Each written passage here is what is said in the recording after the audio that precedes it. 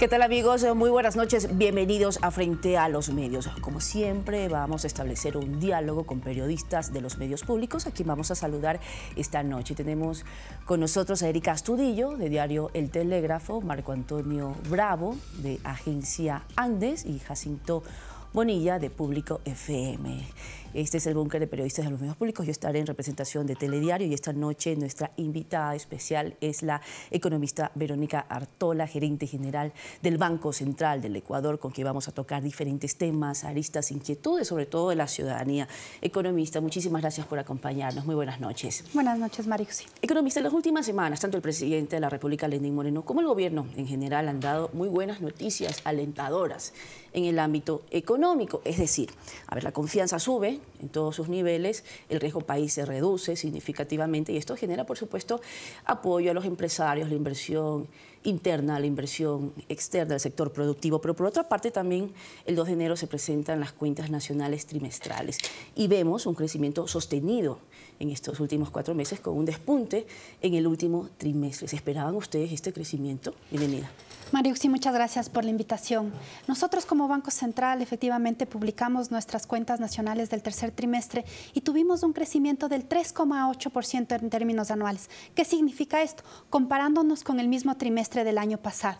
La verdad, como Banco Central no esperábamos un crecimiento tan positivo. Habíamos ya tenido unas previsiones que este año íbamos a cerrar con un crecimiento del 1,5%, pero con todas estas expectativas, como bien lo mencionaba, con la confianza que el presidente Lenín Moreno lo ha dado desde el primer día de su gobierno, las expectativas son mucho mayores e incluso esperaríamos que la economía crezca más del 1,5%. ¿Y cómo lo van a realizar? ¿Cómo se va a sostener este crecimiento, este repunte? Bueno, particularmente en este trimestre vimos un factor muy importante que es el crecimiento del consumo de los hogares, que es el que impulsa el crecimiento de este último trimestre. Y básicamente, ¿por qué? Porque se reactiva el crédito, entonces la gente está teniendo más confianza para adquirir un crédito. También existe más remesas de nuestros migrantes, entonces hay más recursos. Hemos visto que el Ministerio de Finanzas se ha puesto al día con muchos pagos de proveedores pequeños en el territorio. Entonces todos estos factores han ayudado a que la economía crezca. El reto es importante de hacer un crecimiento sostenible en el tiempo durante los próximos 4 años. Sin embargo, las previsiones de nuestro gobierno, del Banco Central, espera que la economía crezca alrededor del 4% hasta cerrar el año 2021. Economista, vamos a darle paso en este momento a Marco Antonio Bravo, de Agencia Andes, que también tiene una pregunta para usted. Gracias, Mariuxi. Economista, buenas noches. En efecto, usted ha mencionado el crecimiento de la economía ecuatoriana del 3,8% en el tercer semestre en comparación con el año 2016. Sin embargo, la balanza de pagos al momento en el Ecuador es deficitaria. Estamos hablando de 2.115 millones de dólares. ¿Cómo explicar esta circunstancia? Por un lado, crecemos y por otro lado, tenemos un déficit abultado de la balanza de pagos. Marco Antonio, buenas noches. En las cuentas trimestrales que nosotros publicamos como Banco Central ya habíamos levantado también una pequeña alerta que es justamente el sector externo. Este año crecimos, o el tercer trimestre crecimos en 8,8% las importaciones y las exportaciones decrecieron en 0,5%. Eso se ve reflejado justamente en la balanza de pagos. Pero para la ciudadanía que nos entienda, porque a veces esta de la balanza de pagos, ¿qué es? Es básicamente la hoja contable que maneja el país de los ingresos y los gastos que tiene. Entonces, cuando hablamos de que tenemos un saldo deficitario de balanza de pagos, vemos por 2 factores. Primero, por la balanza de bienes, por lo que acabo de mencionar, hemos vendido menos de lo que hemos comprado al exterior y también porque tenemos una cuenta de capital negativa, que eso significa que hemos durante este último trimestre o tercer trimestre del año 2017 pagado algunos recursos, casi 1.600 millones de dólares entre amortización y servicio de la deuda. Eso genera que tengamos esta balanza negativa, pero como gobierno nacional estamos conscientes que el sector externo en una economía dolarizada es indispensable tenerla sana y por eso estamos pensando conjuntamente entre el equipo económico y el equipo productivo cuáles son las medidas para poder contener en el corto plazo este crecimiento y este desempeño de la balanza de pagos. Gracias, economista. Erika Astudillo, del Telégrafo, también tiene una inquietud para usted. Erika. Economista, muy buenas noches. Como ya lo mencioné anteriormente, otro rubro que llama la atención en las cuentas nacionales es el despunte de las importaciones y sobre todo de algunos productos dentro del sector agrícola como los lácteos elaborados. Y también esta actividad ha disminuido según las cifras del Banco Central. ¿Qué está pasando con el agro aquí en el país? Bueno, en las importaciones, Erika, buenas noches. Tenemos una variable importantísima que es el desmontaje de las salvaguardias. Las salvaguardias, recordemos que en el año 2017 ya no estuvieron en vigencia y eso generó que podamos tener muchísimas más compras del exterior. Especialmente en los lácteos, firmamos el acuerdo con la Unión Europea también, y en los lácteos esta Comunidad Europea tiene un gran, ofrece muchos productos. Más que leche particularmente, tenemos quesos, mantequillas que hemos visto que han crecido de manera considerable. De todas maneras, hay un diálogo activo entre el Ministerio de Agricultura, el Ministerio de Industrias, el mismo Banco Central, el equipo económico, para que estos productos que nosotros los podemos hacer aquí en el Ecuador no tengamos que depender de compras en el exterior. Vamos en este momento a darle paso a Jacinto Bonilla de Pública FM. Economista, buenas noches. En cuanto se refiere a una economía dolarizada, indudablemente que las remesas del exterior juegan un papel importante. Actualmente, las remesas que envían los ecuatorianos que no residen en el país, ¿en qué nivel se encuentran? Jacinto, buenas noches. Este tercer trimestre del año 2017 fue un trimestre muy bueno en cuanto a remesas. Recibimos alrededor de 752 millones. Es el mejor tercer trimestre desde el año 2008. ¿Pero a qué se debe básicamente este repunte de nuestras remesas? Porque los países en donde están nuestros migrantes también ya están reactivando su economía. Todavía Estados Unidos y España son los dos principales países de donde recibimos remesas, y estos dos países ya están mostrando también señales importantes de aumento del empleo, de aumento de crecimiento, también de seguridad en esos países, y eso ha ayudado a que tengamos este desempeño. Economista, ahora, el presidente dijo en su momento de que la mesa no estaba servida. Fíjese usted que esto generó diversas interpretaciones, también diversas reacciones de qué estaba realmente pasando con la economía de nuestro país. Y ya en las cuentas fiscales, el pago de la deuda es un tema muy fuerte, con números complicados. ¿De qué forma cree usted que se debe manejar mejor esta deuda, por ejemplo? Mauriuxi, el presidente lo ha dicho con claridad, el tema de las cuentas fiscales es un tema que estamos en análisis dentro del equipo económico, particularmente el ministro de Economía y Finanzas.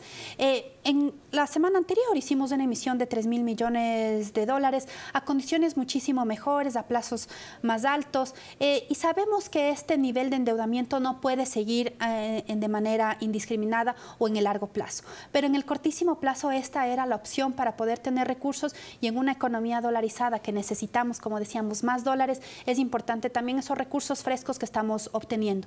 La idea es ver cómo podemos también optimizar los gastos y los ingresos que tenemos. Para nosotros depender menos de financiamiento también significa que podemos generar recursos internamente o también disminuir los gastos. Uno de los factores que estamos analizando es cómo se puede disminuir el gasto público, el gasto fiscal. ¿Hay algún espacio que el mismo ministro de Economía lo ha dicho? Y si nosotros reducimos eso, estaríamos dependiendo menos de la deuda, que definitivamente en los niveles en los que hemos estado durante los últimos años ya no lo podemos tener. ¿Pero es un tema prioritario, por ejemplo, para resolverlo? Definitivamente es un tema prioritario en lo que estamos conversando. Yo actualmente soy la delegada del señor presidente al Comité de Deuda, entonces es uno de los temas que estamos analizando en conjunto con los personeros también del Comité de Deuda, con el mismo ministro de Economía y Finanzas, para conseguir deuda en mejores condiciones, más largo plazo, y poder un poco disminuir esa presión que tenemos en los próximos años. Mi economista, continuamos conversando en esta mesa de diálogo muy sincera, como siempre nosotros reafirmamos al público que nos sigue, que nos acompaña aquí en los medios públicos, con la presencia de periodistas y representación tanto del telégrafo como de la radio. En este momento vamos a dar nuevamente paso a otra ronda de preguntas. Marco Antonio Bravo. Economista, respecto al tema de las importaciones, en alguna medida usted ya ha mencionado, pero hay un dato que en enero hay casi 1.000 millones de dólares en importaciones, lo que significa un perjuicio para la economía. El gobierno ecuatoriano impuso una tasa aduanera de 10 centavos. ¿Esto ha reducido las importaciones? ¿Qué ha significado en la práctica? Y si no resulta esto, ¿qué otro tipo de mecanismos se pueden adoptar para impedir y para reducir las importaciones? Marco Antonio, la tasa aduanera tenía un fin, sobre todo el de transparentar los costos de las importaciones y disminuir el contrabando que tenemos en nuestra aduana.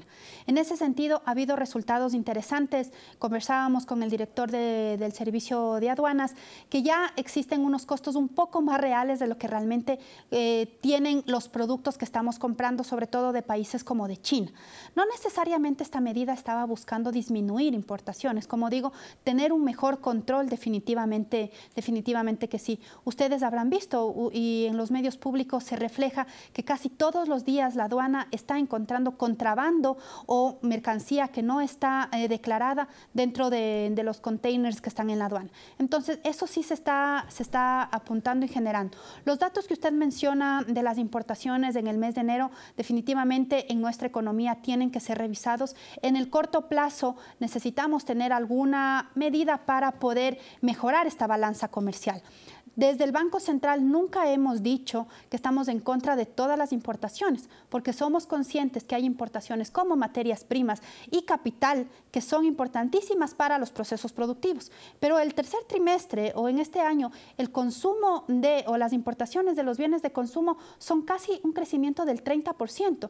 Bienes que no son indispensables para la economía, que podríamos hacer una sustitución aquí en el Ecuador, o como decíamos en la anterior pregunta también, hay bienes como lácteos, los agrícolas, que tranquilamente podemos consumir lo nuestro. Entonces llamo también a la ciudadanía a emprender esta campaña, consumamos lo nuestro, y eso nos va a ayudar definitivamente a disminuir las importaciones de nuestro país. Erika Astudillo, Diario El Telégrafo. Otro tema que ha generado preocupación y sobre todo muchas críticas desde la banca privada es el tema de las reservas internacionales. ¿Cuál es la cobertura actual? Y también la otra duda que tengo es por qué no llegó al Ecuador un crédito que estaba disponible del FLAR, que se esperaba más bien que llegue el anterior año. Bueno, durante el día entre hoy y mañana estaríamos recibiendo máximo la colocación de los bonos de los 3.000 millones. Hemos recibido también algunos recursos por ventas petroleras. Entonces, al cerrar esta semana estaríamos con una reserva internacional de casi 6.000 millones de dólares. Esto significa una cobertura muchísimo más del 100% de todos los depósitos que están actualmente del sector privado en el Banco Central. Sobre el crédito del FLAR, también es un crédito que en el mes de octubre dentro del directorio del FLAR ya se aprobó con unas condiciones específicas. Lamentablemente, dentro del mismo directorio y particularmente el presidente del FLAR ha puesto unos requisitos que no estuvieron considerados dentro del directorio, como menciono. Es por eso que desde el gobierno ecuatoriano y particularmente el ministro de Economía y Finanzas está pidiendo que se pueda realizar una convocatoria extraordinaria al directorio de este organismo para que se pueda desembolsar este crédito que como Ecuador tenemos derecho de acuerdo a la normativa legal. Bien, Jacinto Bonilla también tiene una pregunta para usted, economista. Hablemos del dinero electrónico. Cerca del 40% de los ecuatorianos tiene acceso a los servicios bancarios. El resto no lo tiene. ¿Cómo van ustedes a implementar la mecánica para poder absolver este problema de una gran mayoría de los ecuatorianos? El tema de dinero electrónico, Jacinto, para el Banco Central siempre fue un objetivo poderlo manejar y poder atender dos puntales importantes. Primero, el bancarizar a más población y después disminuir el uso de efectivo. De acuerdo a la última ley orgánica o la ley de economía de reactivación económica, se estableció que el Banco Central ya no va a manejar el dinero electrónico, sino que son los bancos, las cooperativas, la banca pública, que va a abrir y cerrar cuentas. Entonces, ahora lo importante es que estas entidades financieras puedan generar esta reactivación de la bancarización en la economía, pero sobre todo en dos puntales importantes. Usted daba un dato verdadero. El 40% de la población ecuatoriana tiene una cuenta de ahorros o una cuenta corriente, pero solamente el 19% de la población ha accedido a un crédito. Nosotros como Banco Central la semana pasada sacamos una publicación de datos justamente de inclusión financiera. Entonces, los bancos, las cooperativas, si bien tienen que ayudar a generar más cuentas de ahorro y corriente, pero sobre todo dar más crédito. Crédito que nos va a ayudar también a los procesos productivos del país, a tener más consumo, a poder generar más empleo, que es uno de los retos de este gobierno nacional. Economista, bien, tanto el dinero físico como el dinero electrónico es una medida de intercambio, es una herramienta de intercambio, pero fíjese usted que existen, usted lo debe saber, que existen muchos comentarios en pro y en contra de que se haya pasado esta gestión del Banco Central del Ecuador hacia las entidades financieras privadas. Lo importante aquí es conocer si ustedes de alguna forma dentro de este diálogo se han creado compromisos por parte de estos bancos privados en el manejo realmente de los dineros y de todas estas cuentas que superan las 400.000 cuentas abiertas ya con el dinero electrónico para que no se convierta en un negocio como muchos detractores han dicho y sobre todo que se piense en los verdaderos beneficios que tenía la ciudadanía. Marix, y para nosotros es importante que las instituciones financieras manejen el dinero electrónico. Primero, porque ellos tienen un contacto más directo con la ciudadanía. A veces el Banco Central, nuestros clientes son directamente las instituciones financieras, no es el ciudadano. Entonces, si yo tengo mi banco o mi cooperativa de confianza, donde ya tengo mi cuenta bancaria, entonces puedo seguir utilizando un medio de pago adicional, como es el dinero electrónico. Cuando estuvimos en las primeras conversaciones lideradas por el señor presidente con los representantes de los bancos y de las cooperativas, se generaron algunos compromisos. Compromisos, por ejemplo, en reducir el uso de efectivo. Entonces, estamos revisando esas metas, conversando con la Asociación de Bancos, con los bancos, para ver cuánto podemos reducir ese uso de efectivo, que, como digo, es una presión en las reservas internacionales y que los mismos bancos también han dicho que es una preocupación. Entonces, si trabajamos coordinadamente para que estas metas se cumplan, muchísimo mejor. Ahora el reto está que puedan salir en los tiempos también establecidos legalmente con este nuevo servicio. Estoy hablando, por ejemplo, el 16 de abril, máximo el Banco Central puede tener en su manejo, por así decirlo, el dinero electrónico, porque tenemos 90 días para hacer la transición, cerrar cuentas, entregar los recursos, hacer transferencias, ir poco a poco cerrando todos los servicios que teníamos del dinero electrónico. Ahora el reto es que los bancos, a partir del 16 de abril, también puedan entregar a la ciudadanía todos los servicios que lo hacíamos como Banco Central. ¿Qué quiero decir eso? No solamente transferencias, sino pago de servicios básicos, pago de tarjetas de crédito. Teníamos el último servicio que incorporamos dentro de nuestro dinero electrónico, era las remesas, por ejemplo. Ver si los bancos también van a poder entregar eso. Y las cooperativas. Con las cooperativas estamos trabajando también de cerca. El Banco Central hizo una inversión muy fuerte en la plataforma de dinero electrónico que está entregando a las cooperativas para que ellas puedan utilizarlos con sus clientes. ¿Y se han mostrado abiertos las entidades financieras en estos diálogos que se han mantenido con ellos de mantener realmente estos beneficios a los cuales, bueno, realmente ha sido de muchísima ayuda a los ciudadanos? Yo mucho he escuchado de que incluso les han salvado de situaciones muy pequeñas, peculiares, pero muy necesarias, como por ejemplo el pagar un taxi con el dinero electrónico que recibían, que retornaban a sus cuentas. ¿Estos compromisos existen ahora que se ha ido avanzando en estos diálogos con las entidades financieras privadas? Hemos tenido diálogos bastante sinceros y abiertos, tanto con los representantes de las cooperativas como los representantes de los bancos privados. Justamente ayer estuve en una reunión con el presidente de la Asociación de Bancos. Esperamos que haya todo el compromiso, la buena voluntad. Están haciendo también los desarrollos informáticos que se requieren, particularmente los bancos. Por ejemplo, van a trabajar con Banred. Nos han dicho que van a poder salir en los plazos establecidos. Todavía todos los servicios que van a ofrecer a la ciudadanía no lo hemos conversado en específico. En beneficios específicos que daría la banca privada. En beneficios específicos y los servicios específicos que van a formar parte de la billetera móvil, como ellos lo han bautizado.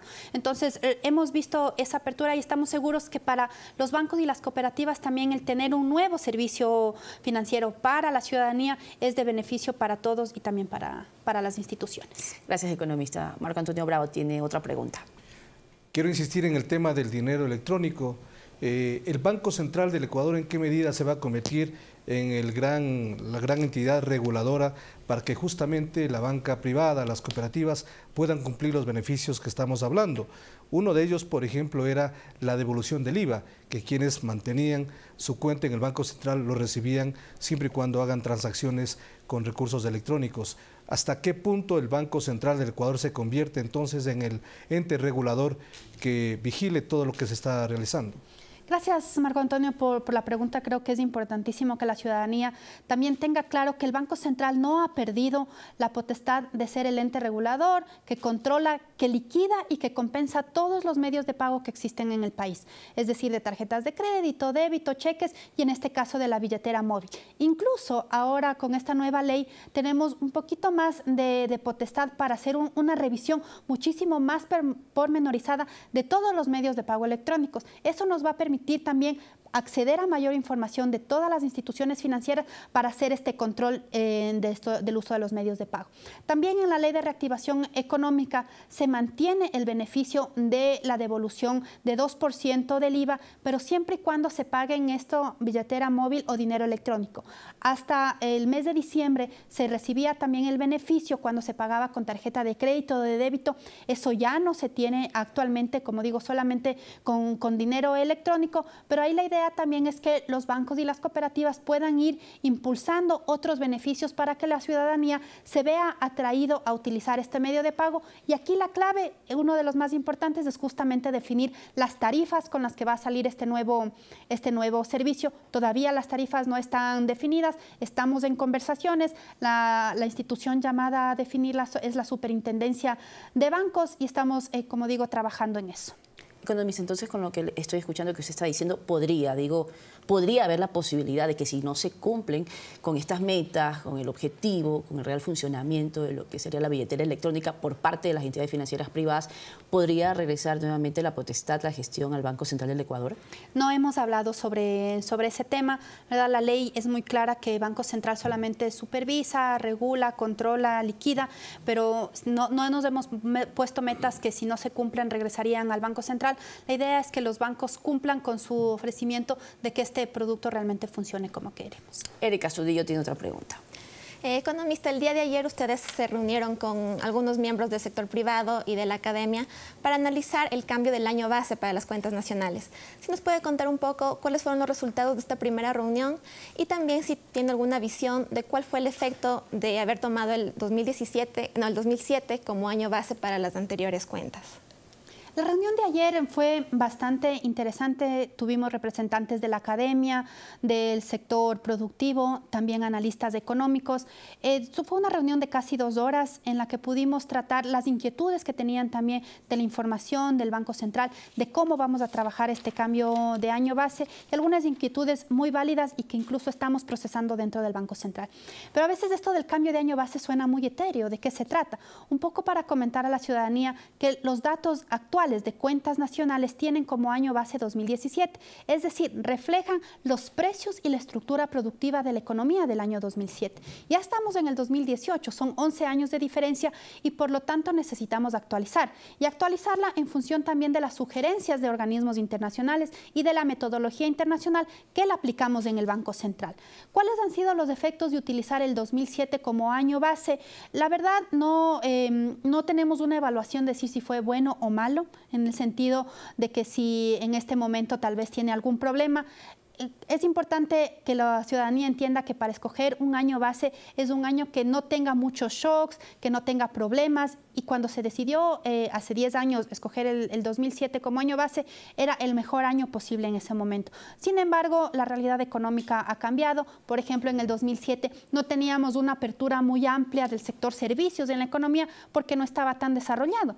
10 años después vemos que sí. Entonces ese es el reto. Y por eso es importante la participación de la academia, importante la participación de los sectores productivos, de analistas económicos. Primero, para que nos puedan proveer información más de base, más detallada. Después, de los sectores productivos es indispensable para entender cuáles efectivamente son los productos que actualmente son estratégicos, cómo los vamos a incorporar, cómo tenemos que analizar. Y es un trabajo amplio, largo, costoso, que nos va a durar aproximadamente 3 años y esperamos justamente que durante 3 años podamos ir generando estas mesas de trabajo. Ya se tuvieron compromisos, vamos a tener reuniones particulares a partir del mes de febrero, en donde vamos a ir tratando cada uno de los temas que vimos el día de ayer.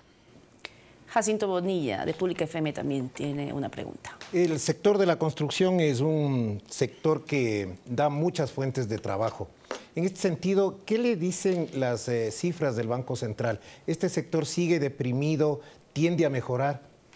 De acuerdo a los últimos resultados que tenemos, solamente dos ramas de actividad decrecieron en el tercer trimestre del 2017 y lamentablemente el sector de la construcción es uno de ellos. Tenemos un decrecimiento de alrededor del 8,5% en términos anuales. El Banco Central, de acuerdo a sus previsiones, estimaba que en el 2017 todavía el sector de la construcción iba a estar deprimido, pero esperamos que para el 2018 ya presente un crecimiento de por lo menos del 1%.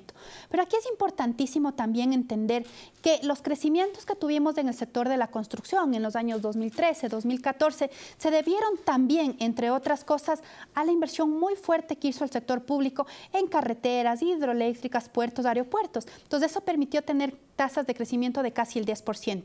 Ahora hay que entender que todas esas inversiones ya no son necesarias, que ya no existen tampoco todos los recursos para gastar. Gastábamos casi entre 10.000 y 11.000 millones anuales en inversión pública. Ahora se está recortando eso y estamos esperando, por el contrario, que el sector privado sea el que reactive este sector.